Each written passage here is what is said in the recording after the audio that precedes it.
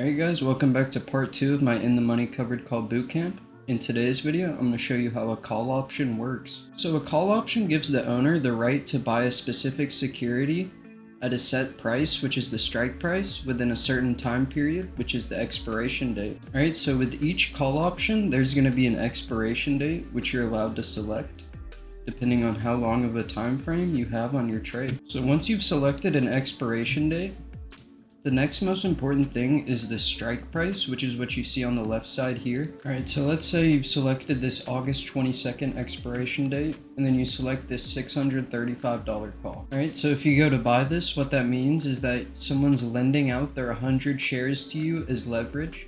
You buy this call option, you control their 100 shares at the $635 price tag, and then you pay them that $846 up front. If you were the one selling the call, you'd collect that $846 up front, and then you'd lend out your 100 shares at that $635 price tag. So the big thing when you're buying a call, because you're paying only $846 to control 100 shares at the $635 strike price, if you weren't buying a call option, that would take $63,500 to buy 100 shares at that price, whereas you're only paying $846. So because of that, whenever your option expires, if the strike price is below the current price, then that means that your option will be worth $0. And since you're using such a small amount of money to leverage such a big amount of shares, you pay a significant amount of money in time value, which slowly decays up until your expiration date. And as you get closer to expiration, that time value will get drained faster and faster,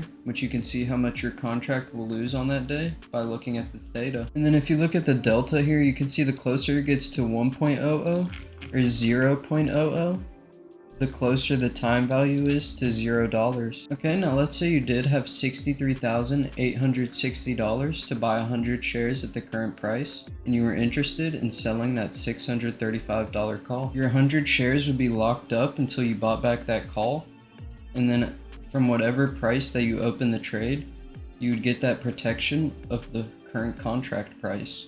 So for right now, we'd get $846 of downside protection, and then we'd keep that in our pockets as cash.